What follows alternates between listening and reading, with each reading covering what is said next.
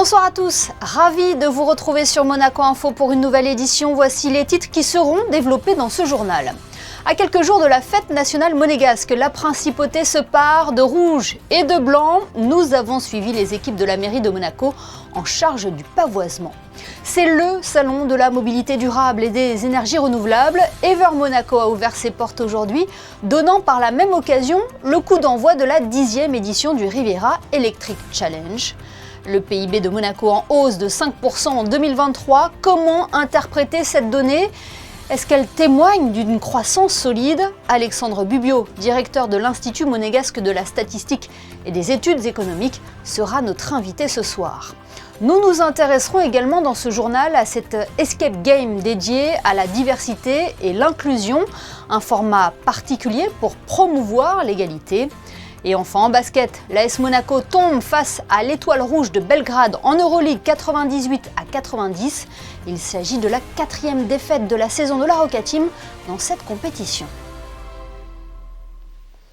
Du rouge et du blanc dans les rues de la Principauté à quelques jours de la fête nationale monégasque, les services techniques de la mairie de Monaco ont débuté la mise en place du pavoisement. Christinda Petit-Thomel et Olivier Bonello ont suivi les équipes communales au petit matin place du Palais Princier. Voyez leur reportage. Drapeau, pavillon et oriflamme qui part habituellement la principauté de rouge et de blanc à l'approche du 19 novembre prennent peu à peu place dans les différentes rues de Monaco. Depuis le 4 novembre dernier, les équipes du pôle manifestation de la mairie sont à pied d'œuvre pour mener à bien cette mission. 2 équipes se relaient jour et nuit. On a une équipe composée de 2 personnes qui travaillent uniquement la nuit au moyen d'une nacelle pour mettre en place les oriflammes sur les candélabres dans tous les quartiers de la Principauté. Et on a une équipe qui travaille la journée qui est composée de plusieurs personnes en fonction des autres manifestations que nous avons, parce qu'on gère quand même à peu près 1000 manifestations dans l'année. Donc cette équipe-là, elle fait du pavoisement en ville au moyen d'échelles ou comme aujourd'hui en fait. Nous avons mis depuis le 4 novembre 600 oriflammes, 550 drapeaux, 90 pavillons et plusieurs mâts et socles et cuissons. Et à noter quelques nouveautés cette année, le boulevard de Belgique et son rond-point, l'entrée de la ville face au Monte-Carlo Bay, l'allée Lazare Sauvego et la promenade Honoré II seront également décorés. Si vous aussi vous souhaitez souligner votre attachement à la famille princière, vous êtes donc invité à pavoiser façades, fenêtres et balcons à l'aide de drapeaux monégasques, des drapeaux que vous pouvez vous procurer chez certains commerçants en ville ou en grande surface. Oui, on rappelle que la partie rouge doit être à gauche ou au-dessus de la partie blanche. La fête nationale monégasque sera à suivre en direct sur Monaco Info avec un dispositif spécial sur notre antenne dès 9h30. La 19e édition Ever Monaco fait son grand retour au Grimaldi Forum avec le soutien de la Fondation Prince Albert II de Monaco. Depuis 2006, ce salon est un lieu d'échange et un centre d'essai concentré sur la mobilité durable et les énergies renouvelables. Cette année, l'accent est mis sur les véhicules green, comme vous l'explique Vanessa Dessy sur des images de Thomas Deus. Dédié à la mobilité durable et aux énergies renouvelables, Ever Monaco s'impose une fois de plus comme le rendez-vous incontournable pour tous ceux qui façonnent l'avenir écologique. Dans un cadre prestigieux, cet événement rassemble professionnels et passionnés pour explorer les innovations vertes qui transforment notre quotidien. Entre expositions de voitures électriques, conférences animées par des experts et espaces dédiés aux start-up, le salon incarne la volonté du Prince Albert II de positionner la principauté en pionnière de la transition énergétique. On est revenu au Grimaldi Forum cette année et comme vous pouvez voir, il y a beaucoup de nouveautés en matière de véhicules. On a une vingtaine de start-up avec des projets très innovants, très intéressants qui vont pitcher et participer donc à un concours. Donc une petite start-up monégasque, les ambulances du Rocher, avec un premier véhicule, une ambulance électrique. Et après, donc, on a les essais et les tables rondes. 25 véhicules qui vont partir ce matin pour aller jusqu'à Dolcia ce soir et revenir demain avec l'arrivée au château Grimaldi à Cannes-sur-Mer et qui vont faire surtout des épreuves d'éco-conduite. Le but c'est de moins consommer, c'est pas une épreuve de vitesse du tout. Voilà, c'est la 10e édition cette année. Parmi tous les exposants, la voiture à hydrogène mission H24 attire tous les regards. Ce prototype de course, fruit de la collaboration entre Green GT et l'Automobile Club de l'Ouest, incarne une évolution dans l'univers de l'automobile durable. Alimenté par une pile à combustion qui convertit l'hydrogène en électricité sans émission de CO2, cette auto montre que performance et écologie peuvent se conjuguer. Il y a 8 ans, moi j'étais pas encore dans le programme, mais ils sont partis de quasiment une feuille blanche. C'était même pas de la petite production, toutes les pièces étaient des prototypes. Maintenant ça commence à entrer dans un processus industriel avec des pièces qui sont utilisées pour d'autres voitures et d'autres utilités. Ce que j'aime dire, c'est que voilà, c'est une voiture, il y a 4 roues, des freins, un volant, mais après tout le reste est complètement différent. Juste dans la gestion de l'énergie, comme nous l'énergie elle vient d'une pile à combustible qui est alimentée par l'hydrogène. Et cette pile à combustible produit l'électricité et elle va aussi recharger une batterie. Donc en fait on a soit la pile à combustible, soit la batterie qui permet de faire avancer la voiture. Alors tout ça, ça peut se gérer automatiquement, mais pour être plus performant et garder une meilleure autonomie, c'est le pilote aussi qui peut jouer dessus. La 19e édition du Salon Ever est à découvrir jusqu'à jeudi au Grimaldi Forum. Et nous avons aperçu dans ce reportage des solutions pour réduire notre empreinte carbone. Consommer autrement fait également partie des solutions d'avenir. Du 16 au 24 novembre, Monaco participera à la Semaine européenne de réduction des déchets. Elle aura pour thème cette année le gaspillage alimentaire. Plus de détails avec Gaëtan Lebrun et Hugo Comaza. Pour la 6e année consécutive, la Principauté va participer à la Semaine européenne de réduction des déchets, un événement visant à sensibiliser la population sur le recyclage, le tri sélectif ou encore le gaspillage afin de considérablement réduire les déchets et la pollution qu'ils engendrent. La Semaine européenne de réduction des déchets a lieu chaque année maintenant en Principauté depuis 2019, donc c'est la 6e édition. Et on essaie de regrouper autour de cette semaine l'ensemble des acteurs qui ont envie de participer, soit publics, les entités institutionnelles, les associations, etc., soit pour des actions qu'on appelle nous privées, c'est-à-dire au sein des entreprises et qui ne sont pas ouvertes publiques, mais qui au demeurant peuvent former l'ensemble des collaborateurs au sein des entreprises.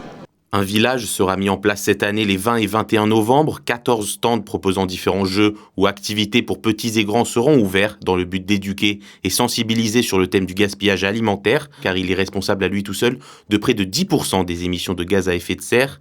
La Principauté en a donc fait l'enjeu principal de sa semaine de réduction des déchets. Alors cette année, nous, la direction de l'environnement, on a souhaité créer un village pour que toutes les actions publiques, on va dire, puissent être regroupées au même endroit. Cette année, ça ne sera pas forcément fait comme ça chaque année, grâce notamment à la mairie qui a mis à disposition la Casa di Socchi, etc., et qui nous a beaucoup aidé sur le matériel.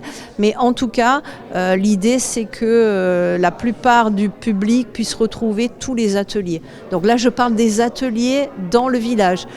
Il y en a d'autres dans les entités comme le musée, etc., qui n'est pas présent au village parce que ça se passe à l'intérieur de chez eux, comme ça a été expliqué.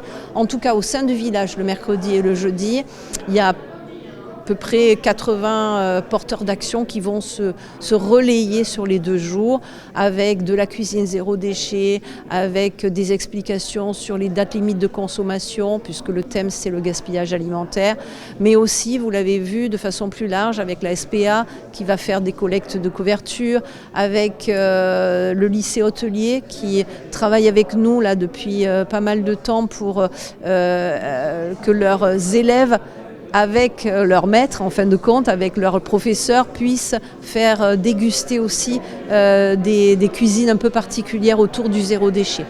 Voilà, ça a beaucoup d'actions différentes. Plus de 90 actions publiques et privées seront menées cette année encore dans le cadre de la Semaine européenne de réduction des déchets, grâce notamment à la collaboration de nombreux acteurs, tels que la SBM, le CHPG ou encore la mairie de Monaco.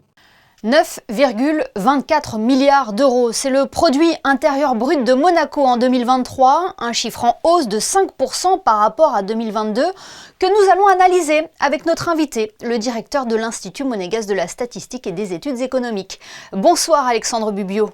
Bonsoir. Avant d'évoquer le rapport publié par l'INSEE, une contextualisation sur la façon dont est calculé ce produit intérieur brut, comment ça marche ?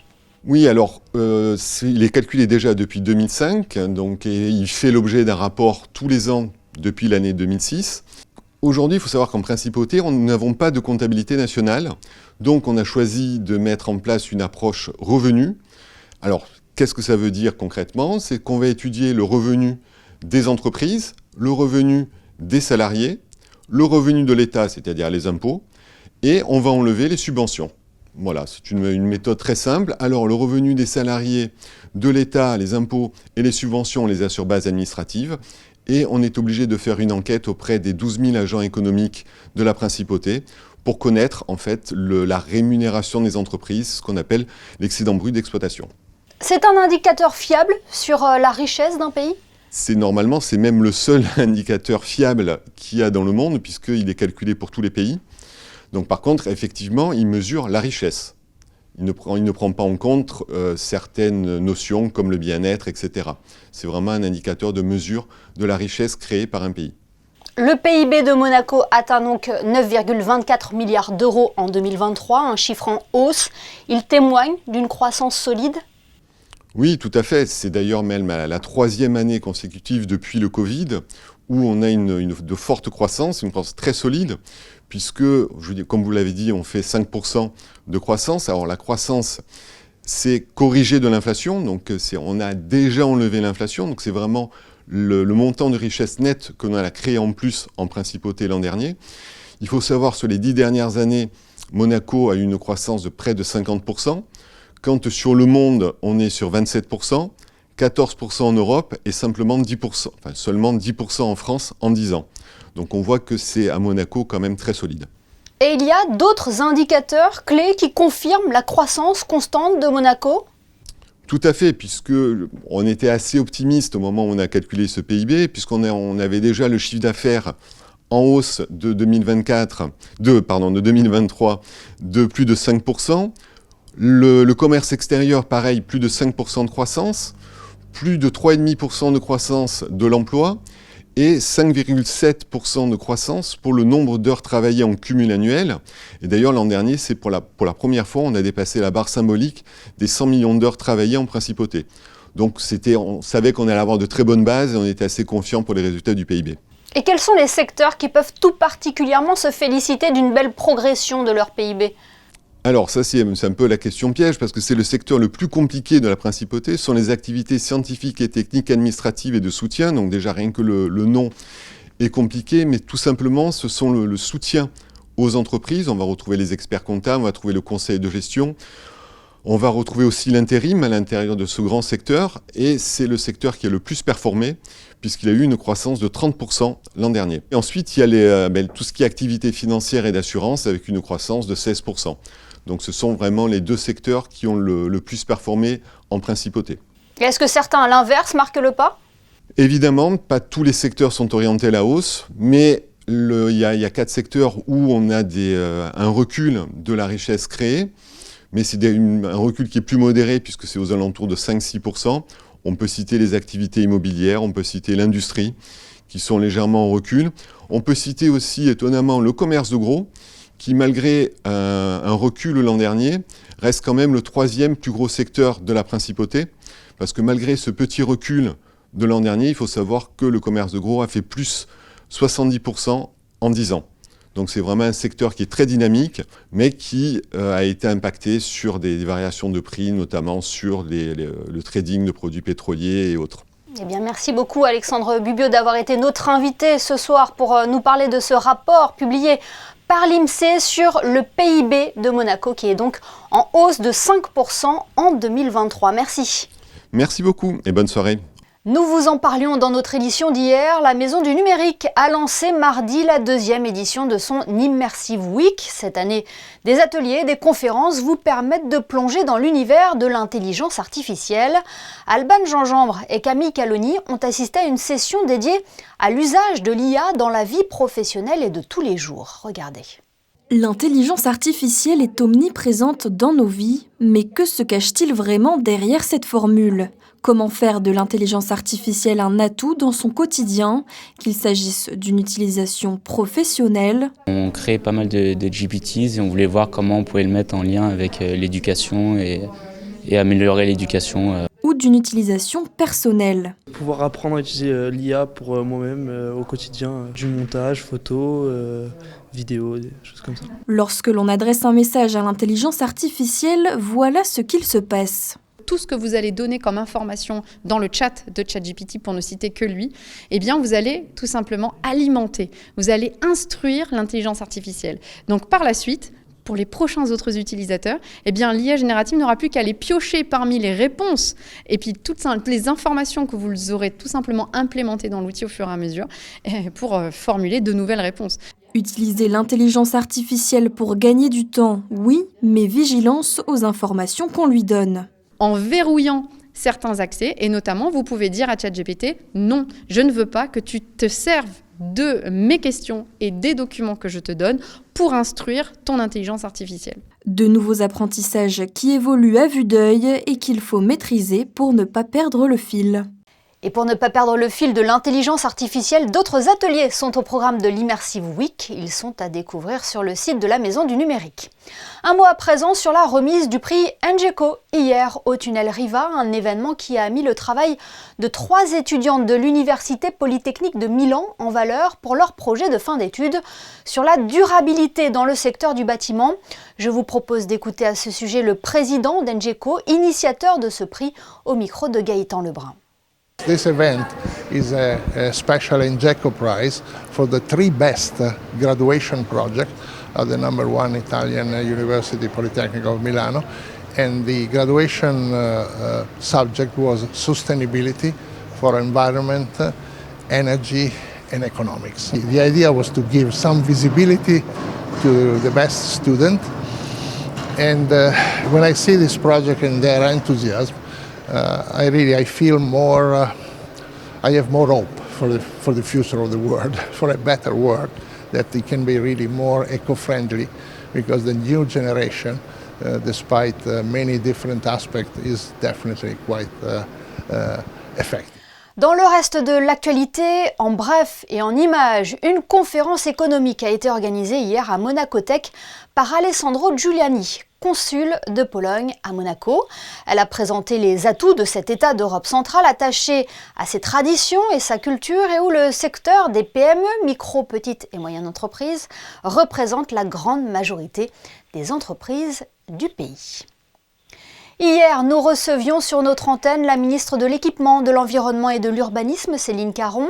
Elle est revenue notamment sur la livraison d'opérations de grande envergure et a cité l'opération domaniale de la Villa Carmela, rebaptisée à Figueira. Eh bien, une délégation composée de représentants du gouvernement princier et du Conseil national a visité aujourd'hui le nouveau bâtiment en compagnie des architectes de ce projet. Un projet innovant puisque sa construction a été opérée sans grue. Cet immeuble situé boulevard d'Italie comporte 25 logements. Il accueillera ses premiers résidents dans les semaines à venir.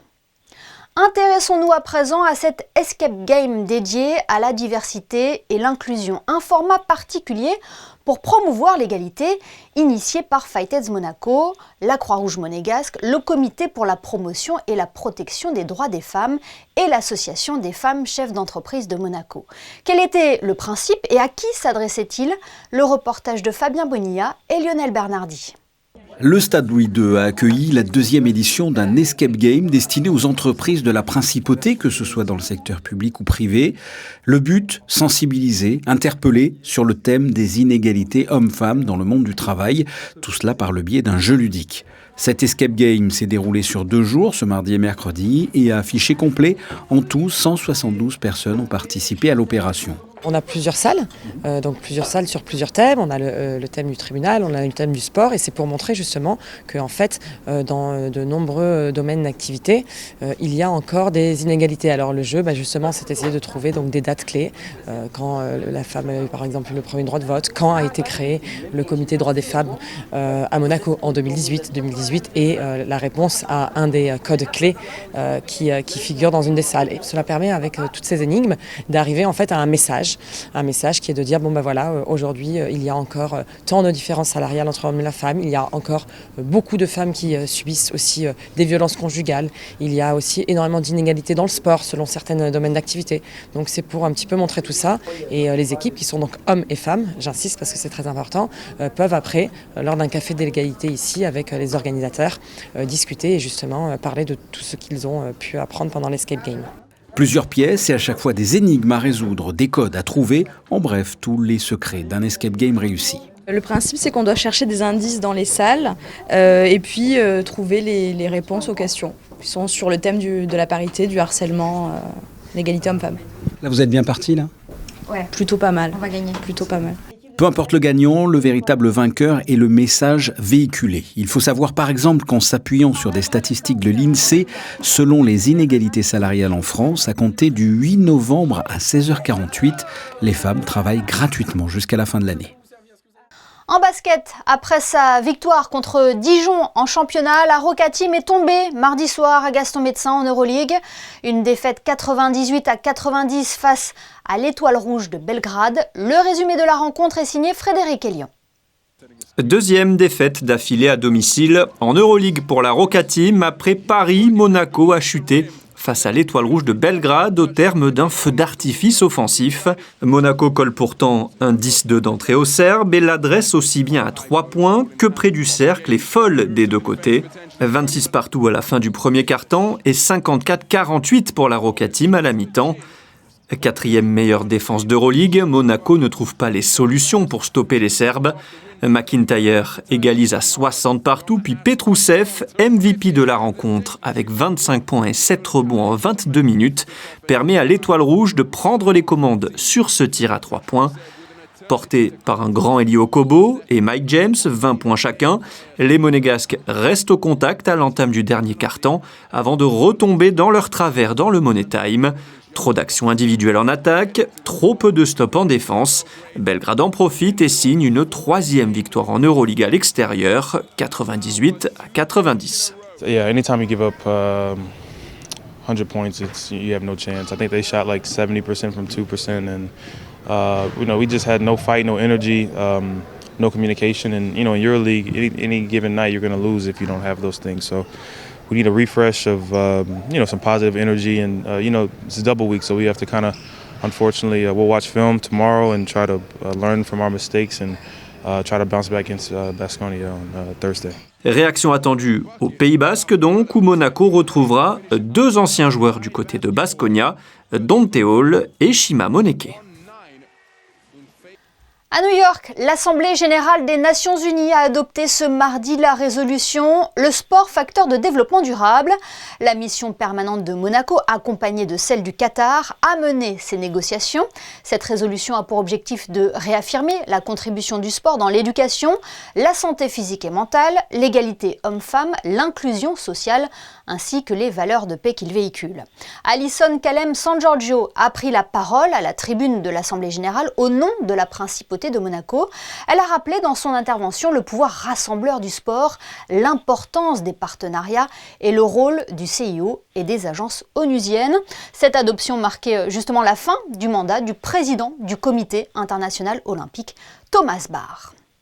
À Monaco, Robert Calcagno a été fait officier de l'Ordre du mérite agricole, une distinction remise par Guillaume Gomez, ambassadeur français pour la gastronomie, l'alimentation et les arts culinaires, en présence notamment de son Altesse Sérénissime le Prince Albert II et du ministre d'État Didier Guillaume. Le directeur général de l'Institut océanographique se voit récompensé pour ses travaux scientifiques, lui qui est un fervent défenseur de l'environnement. Anne Consigny était sur les planches du théâtre Princesse Grace mardi soir. Elle a présenté son adaptation du roman de Marguerite Duras, Un barrage contre le Pacifique, un seul en scène qui rend hommage aux désespérés de l'espoir même et qu'elle présentera par la suite à Paris au studio Héberto. Retrouvez d'ailleurs l'entretien d'Anne Consigny qui était notre invitée du JT sur notre site internet le www.monacoinfo.com. C'est une adresse désormais bien ancrée dans le paysage monégasque. Dans votre chronique Ceux qui font Monaco, nous vous emmenons ce soir chez une petite enseigne idéalement située à la sortie de la gare et juste à côté du lycée Régnier 3. C'est là que nous retrouvons Chrisinda Petit-Homel. Bonsoir. Oui, c'est sur la promenade Honoré 2 que je vous retrouve aujourd'hui. Nous nous rendons chez Gardenperk. Ici, tout est fait maison. L'établissement a ouvert ses portes il y a seulement 5 ans. C'est devenu la référence dans le monde du bagel à Monaco.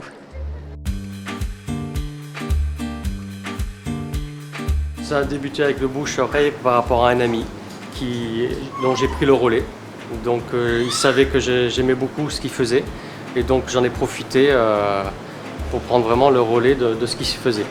Et alors, qu'est-ce qui vous plaisait dans ce concept? Le fait maison. Vraiment le fait maison, les pâtisseries fait maison tous les matins et vraiment et avec l'ambiance chaleureuse. Et alors, pourquoi les bagels? Pour le concept un peu à l'américaine, avec les bagels, cheesecake. Vraiment, on a vraiment une base cookie, tout fait maison à l'américaine. Tous les matins, je fais les cookies fait maison. J'arrive à 6 h le matin. Je commence par faire les muffins. On a trois muffins différents. Après, je fais tous les cookies. À peu près, je fais 100-150 cookies par jour. Et à petit, je fais le roulé, le brownie, le banane chocolat, les cupcakes. Je passe le matinée à faire ça. Vous avez toujours été spécialisée dans les gâteaux? Ça vous a toujours plu? C'est une passion ou vous en avez fait votre métier? Oui, en fait, j'ai toujours fait les gâteaux à la maison pour mes enfants, et pour les amis, pour les parents et tout. Et après, ma passion, elle est devenue mon travail, donc c'est parfait. Les bagels, c'est vraiment notre vente primaire à midi. Il y a beaucoup de succès. Alors, lequel de bagel? Le Times Square. Saumon? Times Square, il y a le saumon avocat, le Times Square avec le bacon cheddar, vraiment les spécialités vraiment qu'on peut retrouver aux États-Unis. Moi, j'espère de m'agrandir un peu avec les gâteaux d'anniversaire parce qu'on fait les gâteaux d'anniversaire personnalisés aussi. Et j'aimerais bien de ne faire encore plus parce que c'est vraiment ça ma passion en fait. Et alors quand on veut commander un gâteau d'anniversaire, on fait comment? En fait, on prend la commande et souvent les gens ils m'amènent les photos et je peux réaliser tout ce qu'ils me demandent parce que je modèle la pâte à sucre et je les personnalise comme ça avec les prénoms des enfants et tout. Je prends à peu près 2 semaines pour créer tous les personnages et tout et après on fait ça, on donne ça et les enfants ils sont vraiment contents. Avis aux gourmands donc, vous l'aurez compris ici, tout est fait maison dans le respect des ingrédients. Gardenperk est ouvert du lundi au vendredi de 8h30 à 18h30. Et oui, rien de mieux que le fait maison, évidemment. Frédéric Elion nous a rejoint en studio pour les prévisions météo. Bonsoir Frédéric, quel temps fera-t-il jeudi? Encore une journée très ensoleillée, Émilie, un ciel parfaitement dégagé et du vent avec des rafales pouvant atteindre les 45 km/h. Côté température, il fera 11 degrés le matin et 16 l'après-midi. Jeudi 14 novembre, ce sera la Saint-Sidoine. Et le 14 novembre sera également la journée mondiale du diabète. Nous l'évoquerons dans notre édition de demain. Soyez au rendez-vous. En attendant, on se quitte avec la principauté qui se pare de rouge et de blanc à l'approche de la fête nationale. Photo signée ce soir Stéphane Dana. Belle soirée à tous sur Monaco Info.